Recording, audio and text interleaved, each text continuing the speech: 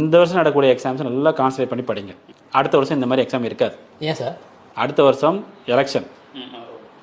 Election முடிஞ்சதுக்கப்புறம் இதே government இருந்தாலும் சரி, வேறு கவர்மெண்ட் இருந்தாலும் சரி, வந்த புதுசு ஒரு 6 மாதம் அவங்க எதுவுமே பண்ண மாட்டாங்க.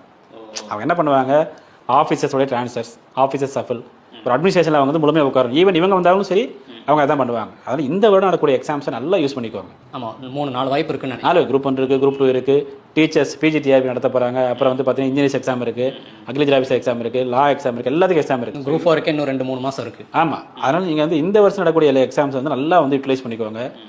டிஎன்பிஎஸ்சிக்கு ஒரு தாழ்மையான வேண்டுகோள், நீங்கள் வந்து இந்த ஒரு வருடமாவது 100% நேர்மையாக எக்ஸாமை நடத்துங்க. இதை நான் வந்து ஓப்பனாக நான் கேட்குறேன். ஹைகோர்ட்டே கேட்டுக்கிறாங்க. மெட்ராஸ் ஹைகோர்ட் ஒரு 2 வீக்ஸ்க்கு முன்னாடி தலைமைச் செயலாளர்கிட்ட இனிமேல் நடக்கக்கூடிய அரசு நியமனங்கள் எல்லாம் நேர்மையாக தான் நடத்துவீங்களா, உங்களால் பிராமண பத்திரம் தாக்கல் பண்ண முடியுமான்னு தலைமைச் செயலாளரிடம் ஹைகோர்ட் கேட்டிருக்கிறாங்க. நான் வந்து டிஎன்பிஎஸ்சிட்ட கேட்குறேன்.